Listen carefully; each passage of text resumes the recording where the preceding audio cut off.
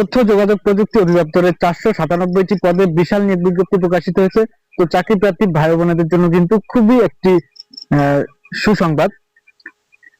তো এখানে যারা আবেদন করবেন এবং চাকরি প্রার্থী ভাই বোনেরা রয়েছেন তারা অবশ্যই আজকের এই ভিডিওটি শুরু থেকে শেষ পর্যন্ত অবশ্যই দেখবেন, কারণ আজকে এখানে আমি আলোচনা করব তথ্য যোগাযোগ প্রযুক্তি অধিদপ্তরের নিয়োগ বিজ্ঞপ্তির A to Z ক্লিয়ারলি আপনাদের সাথে আলোচনা করব। তো সাথেই থাকুন এবং daily job news and preparation YouTube চ্যানেলটি যদি সাবস্ক্রাইব করে না থাকেন তাহলে অবশ্যই সাবস্ক্রাইব করে অল নোটিফিকেশন সেট করে রাখবেন, কারণ আমরা সবসময় সকল প্রকার চাকরির নিয়োগ বিজ্ঞপ্তি এবং চাকরির প্রস্তুতিমূলক ভিডিও আপলোড করে থাকি। তো সবার আগে চাকরির নিয়োগ বিজ্ঞপ্তি এবং চাকরির প্রস্তুতিমূলক ভিডিওগুলো পেতে অবশ্যই সাবস্ক্রাইব করে সাথেই থাকুন। তো আমি আর বেশি বকবক না করে সরাসরি আলোচনায় চলে যাচ্ছি। আসসালামু আলাইকুম, welcome to daily job news and preparation YouTube channel. আশা করি সবাই ভালো আছেন, আমি আলহামদুলিল্লাহ ভালোই আছি। তো অনেকদিন পরে আজকে আমি আপনাদের মাঝে হাজির হয়েছি তথ্য যোগাযোগ প্রযুক্তি অধিদপ্তরের একটি চাকরির নিয়োগ বিজ্ঞপ্তি নিয়ে। তো অনেকদিন আমি কন্টিনিউ ভিডিও আপলোড করতে পারিনি, তো কালকে থেকে আমি আবার কন্টিনিউ ভিডিও আপলোড করা শুরু করেছি। তো এখন থেকে আমার ইউটিউব চ্যানেলে রেগুলারলি ভিডিও পাবেন এবং সকল প্রকার চাকরির নিয়োগ বিজ্ঞপ্তি এবং প্রস্তুতিমূলক ভিডিও পাবেন ইনশাআল্লাহ। তো সবাই আমার ইউটিউব চ্যানেলটি সাবস্ক্রাইব করে সাথেই থাকবেন এবং এই ভিডিওটি যদি ভালো লেগে থাকে তাহলে আপনাদের যদি একটু উপকারে এসে থাকে তাহলে আপনারা অবশ্যই একটি লাইক দিবেন এবং আপনার কোন জায়গা থেকে আমার ভিডিওগুলো দেখেন তা অবশ্যই কমেন্টে জানাবেন। এবং আপনার ভাই বোন বন্ধু আত্মীয় স্বজন কেউ যদি চাকরি প্রার্থী থেকে থাকে তাহলে তার কাছে ভিডিওটি অবশ্যই শেয়ার করে রাখবেন যাতে তার একটু হলেও হেল্প হয়। তো ভিউয়ার্স চলুন নিয়োগ বিজ্ঞপ্তিটি দেখা যাক।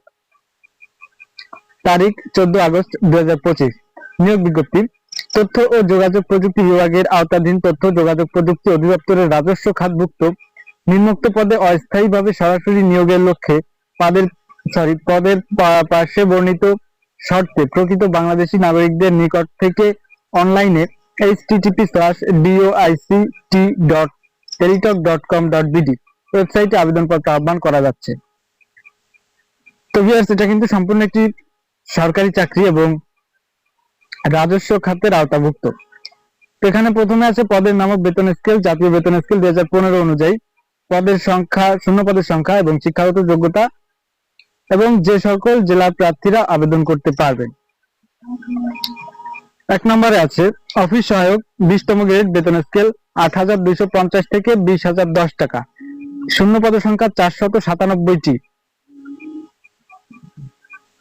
শিক্ষাগত যোগ্যতা কোন স্বীকৃত বোর্ড হইতে মাধ্যমিক স্কুল সার্টিফিকেট বা সমানের পরীক্ষা উত্তীর্ণ সহ সংশ্লিষ্ট কাজে অভিজ্ঞতা থাকতে হবে এবং এখানে আবেদন করতে পারবে কিন্তু সকল জেলার প্রার্থীরা। তো এই তথ্য যোগাযোগ প্রযুক্তি অধিদপ্তরের অফিস সহায়ক পদের একটি বিশাল নিয়োগ বিজ্ঞপ্তি। এখানে 497টি শূন্য পদ রয়েছে এবং সকল জেলার প্রার্থীরা আবেদন করতে পারবেন। আবেদনের যোগ্যতা হচ্ছে মাধ্যমিক স্কুল সার্টিফিকেট পাস হতে হবে এবং সংশ্লিষ্ট কাজে অভিজ্ঞতা থাকতে হবে।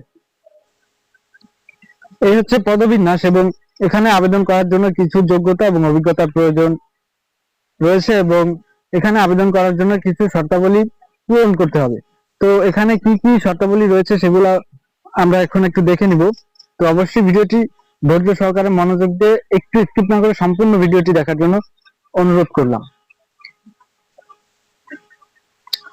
তো প্রথমে আছে আবেদন ফর্ম পূরণ এবং পরীক্ষা অংশগ্রহণের ক্ষেত্রে নিম্নবর্ণিত শর্তাবলী অবশ্যই অনুসরণ করতে হবে। ক নম্বর আছে উক্ত পদে আবেদনের ক্ষেত্রে প্রার্থীর বয়স 18/8/2025 তারিখে 18 থেকে 32 বছরের মধ্যে হতে হবে। এখানে প্রার্থীর বয়স কিন্তু অবশ্যই সর্বনিম্ন 18 বছর এবং সর্বোচ্চ 32 বছর হতে হবে। বয়স প্রমাণের ক্ষেত্রে এফিডেভিট গ্রহণযোগ্য নয়। খ নম্বর আছে সরকারি, আধা সরকারি ও স্বায়ত্তশাসিত প্রতিষ্ঠানের চাকরিরত প্রার্থীদের অবশ্যই যথাযথ কর্তৃপক্ষের প্রদত্ত অনাপত্তিপত্র, ছাড়পত্রের মূল কপি থাকতে হবে এবং চাকরির আবেদন ফর্মে অ্যাপ্লিকেশন কপি, সর্বশেষ শিক্ষাগত যোগ্যতা সহ সকল শিক্ষাগত যোগ্যতা উল্লেখ করতে হবে। অন্যথায় চাকরির জন্য নির্বাচিত হলে চাকরির আবেদনে উল্লেখিত সনদ ব্যতীত চাকরির আবেদনের পূর্বে অর্জিত অন্যান্য শিক্ষাগত যোগ্যতা সনদপত্র অন্তর্ভুক্ত করার সুযোগ থাকবে না। ঘ নম্বর নিয়োগের ক্ষেত্রে সরকারের বিদ্যমান বিধিবিধান এবং পরবর্তীতে এ সংক্রান্ত বিধিবিধান কোনো সংশোধন হলে তা অনুসরণ করা হবে। নিয়োগের ক্ষেত্রে সরকারের সর্বশেষ সংশোধিত কোটা পদ্ধতি অনুসরণ করা হবে, তবে পরবর্তীতে এ সংক্রান্ত বিধিবিধানের কোনো সংশোধন হলে তা অনুসরণ করা হবে। চ, লিখিত ও মৌখিক পরীক্ষা অংশগ্রহণের জন্য পরীক্ষার্থীদের কোনো প্রকার টিএ দিয়ে প্রদান করা হবে না। কর্তৃপক্ষ বিজ্ঞপ্তিতে উল্লেখিত পদের সংখ্যা হ্রাস বৃদ্ধি এবং বিজ্ঞপ্তি বাতিল করার অধিকার সংরক্ষণ করেন। বর্গজ নম্বর, এ নিয়োগ বিজ্ঞপ্তিতে বর্ণিত শূন্য পদ পূরণের তথ্য যোগাযোগ প্রযুক্তি অধিদপ্তর গেজেটেড ও নন গেজেটেড কর্মকর্তা ও কর্মচারী নিয়োগ বিধিমালা 2015 এর মন্ত্রণালয় বা বিভাগের সংযুক্ত অধিদপ্তর পরিদপ্তর এবং দপ্তরের কমন পদ নিয়োগ বিধিমালা 2019 অনুসরণ করা হবে। ঝ নম্বর, অনলাইন ব্যতীত কোনো আবেদন গ্রহণ করা হবে না। ই নম্বর, নিয়োগ সংক্রান্ত যে কোনো বিষয়ে নিয়োগকারী কর্তৃপক্ষের সিদ্ধান্তই চূড়ান্ত বলে গণ্য হবে। 3 নম্বর, আবেদনপত্র পূরণ সংক্রান্ত শর্তাবলী। তো ভিউয়ার্স, আমরা যেহেতু সকলেই আবেদন করে থাকি বিভিন্ন টেলিকমের দোকান থেকে, টেলিকম থেকে বা অনলাইনের দোকান থেকে, যার কারণে এই আবেদন প্রক্রিয়াটি আমাদের না জানলেও চলবে, এটা আমাদের এই দোকানিরাই সম্পূর্ণ করে দেয়। তার জন্য আমি এই বিষয়টি স্কিপ করে যাচ্ছি। তারপরেও এখানে আবেদনের সময়সীমা এবং আবেদন ফিটা কত প্রয়োজন হবে সেটা আপনাদেরকে জানিয়ে দিই। তো এখানে আবেদন করার জন্য আপনাকে পরীক্ষায় অংশগ্রহণের ইচ্ছুক প্রার্থীগণ https://doict.teletalk.com.bd ওয়েবসাইটে আবেদনপত্র পূরণ করবেন। আবেদনের সময়সীমা নিম্নরূপ: অনলাইনে আবেদনপত্র পূরণ ও পরীক্ষার ফি জমা দানের শুরুর তারিখ ও সময় 18/8/2025 সকাল 10 ঘটিকা হতে। তো ভিউয়ার্স, এখানে আপনারা কিন্তু 18 তারিখ সকাল 10 ঘটিকা থেকে আবেদন শুরু করতে পারবেন এবং অনলাইনে আবেদনপত্র জমা দানের শেষ তারিখ হচ্ছে 17/9/2025 বিকাল 5 ঘটিকা পর্যন্ত এখানে আবেদন করতে পারবেন। তো সকলে হাতে পর্যাপ্ত সময় রেখে আবেদন করবেন, কেউ শেষ সময় এবং তারিখের জন্য অপেক্ষা করবেন না। উক্ত সময়সীমার মধ্যে ইউজার আইডি প্রাপ্ত প্রার্থীগণ অনলাইনে আবেদনপত্র সাবমিটের সময় থেকে পরবর্তী 72 ঘন্টার মধ্যে এসএমএস এর পরীক্ষার ফি জমা দিবেন।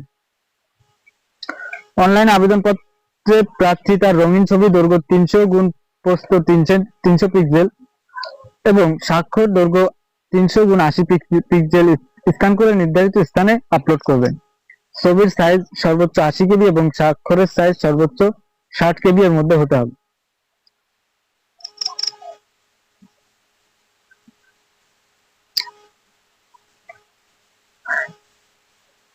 এখানে আবেদন করার জন্য কি কি প্রয়োজন হবে সে বিষয়টি একটু আপনাদেরকে ক্লিয়ার করে দেই।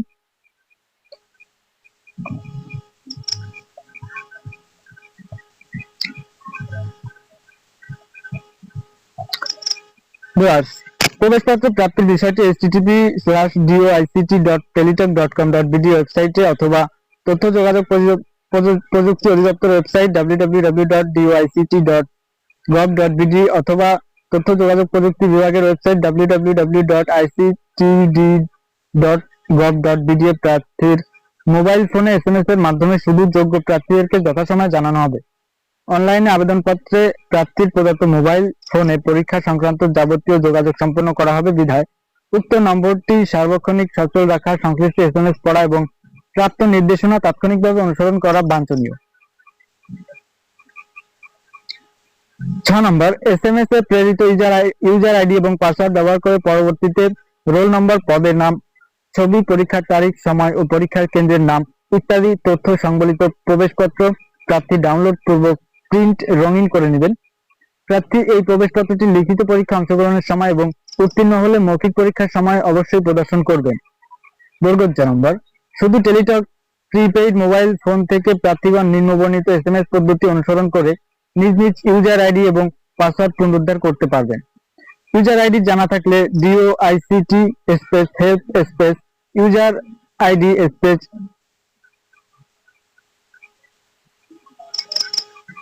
user space user ID and send to 16222 নম্বরে। যে নম্বর আছে, বিজ্ঞপ্তিটি পত্রিকা ছাড়াও তথ্য যোগাযোগ প্রযুক্তি অধিদপ্তরের ওয়েবসাইট ওয়েব পোর্টাল www.doict.gov.bd, তথ্য যোগাযোগ প্রযুক্তি বিভাগের ওয়েব পোর্টাল www.ictd.gov.bd এবং http://doict.teletalk.com.bd।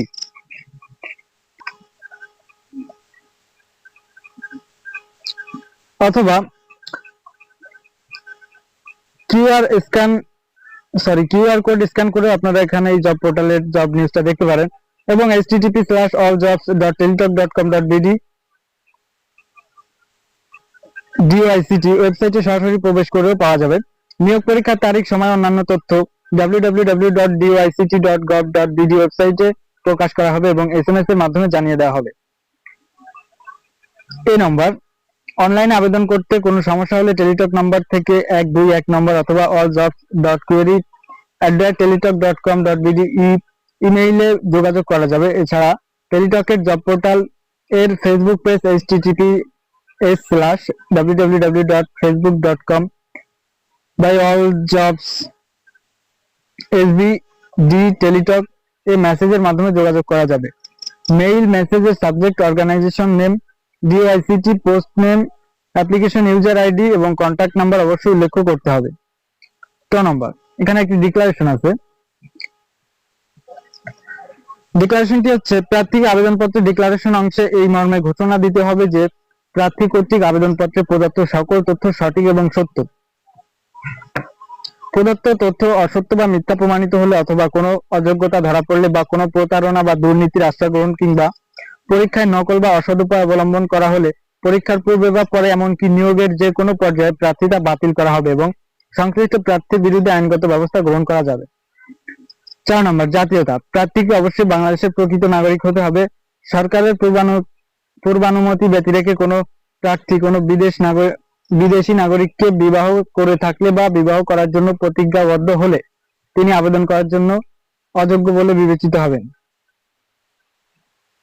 তো এখানে আবেদন করার জন্য পরীক্ষার দিতে যাওয়ার সময় আপনার যা যা করণীয় আছে সেগুলো হচ্ছে, প্রার্থী কর্তৃক প্রদত্ত কোনো তথ্য বা দাখিলকৃত কাগজপত্র জাল, মিথ্যা বা ভুয়া প্রমাণিত হলে কিংবা পরীক্ষায় নকল বা অসৎ উপায় অবলম্বন করলে সংশ্লিষ্ট প্রার্থীর প্রার্থিতা বাতিল করা হবে এবং তার বিরুদ্ধে যথাযথ আইনানুগ ব্যবস্থা গ্রহণ করা হবে।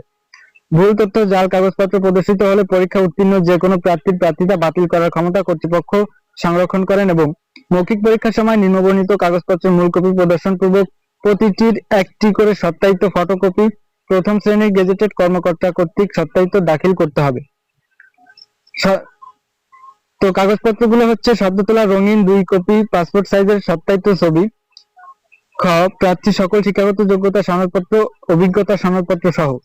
গ, প্রার্থী যে ইউনিয়ন, পৌরসভা, সিটি কর্পোরেশন, ক্যান্টনমেন্ট বোর্ডের বাসিন্দা সে ইউনিয়ন পরিষদের চেয়ারম্যান, পৌরসভার mayor, city corporation, ward councillor, cantonment বোর্ডের প্রধান নির্বাহী কর্মকর্তা কর্তৃক প্রদত্ত নাগরিকত্ব সনদপত্র।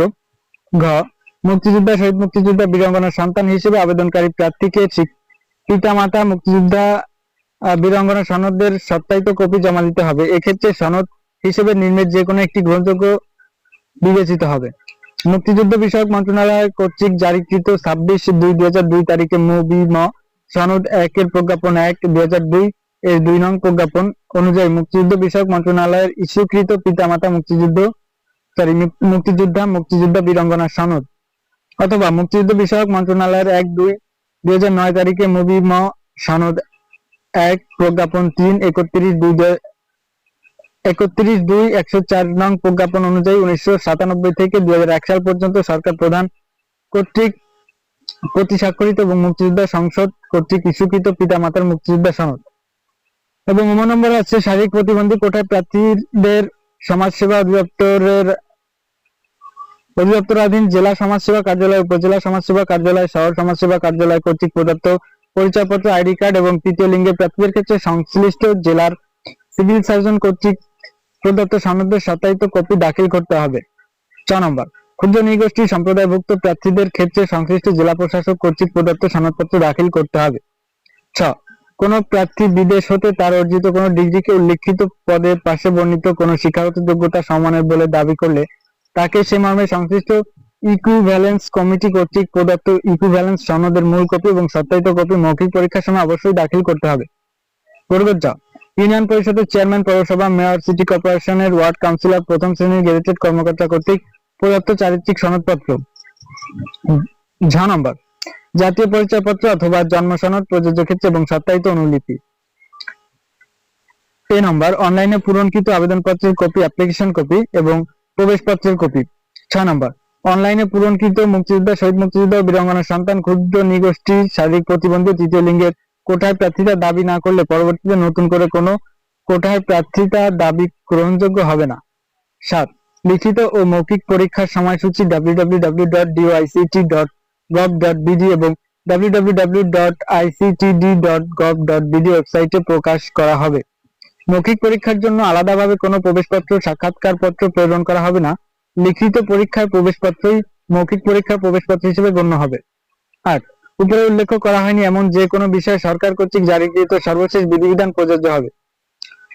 শেষ তারিখ ও সময়ের জন্য অপেক্ষা না করে হাতে যথেষ্ট সময় নিয়ে অনলাইনে আবেদনপত্র পূরণ ও আবেদন ফি জমাদান করতে পরামর্শ দেওয়া যাচ্ছে।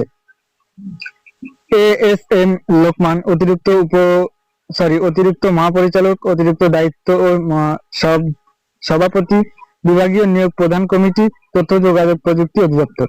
তো ভিউয়ার্স, আজকের নিয়োগ বিজ্ঞপ্তি এই ছিল এবং আমি মনে করি যে আপনাদের শুরু থেকে শেষ পর্যন্ত ক্লিয়ারলি বোঝাতে সক্ষম হয়েছি এবং আমি যদি আপনাদেরকে সম্পূর্ণভাবে বোঝাতে সক্ষম হয়ে না থাকি বা আপনাদের বুঝতে বা শুনতে কোনো অসুবিধা হয়ে থাকে বা আমার যদি কোথাও ভুল ত্রুটি হয়ে থাকে তাহলে সেগুলো কমেন্টে মেনশন করবেন, আমি অবশ্যই তার সমাধান দেওয়ার চেষ্টা করব, আপনাদের বুঝিয়ে দেওয়ার চেষ্টা করব। তো ভিউয়ার্স, আজকের ভিডিও পর্যন্ত ছিল, দেখা হবে নতুন কোনো ভিডিওতে। সে পর্যন্ত সবাই ভালো থাকুন, সুস্থ থাকুন, সবার জন্য শুভকামনা রইল। আল্লাহ হাফেজ, আসসালামু আলাইকুম। ভিডিওটি শেয়ার করতে ভুলবেন না।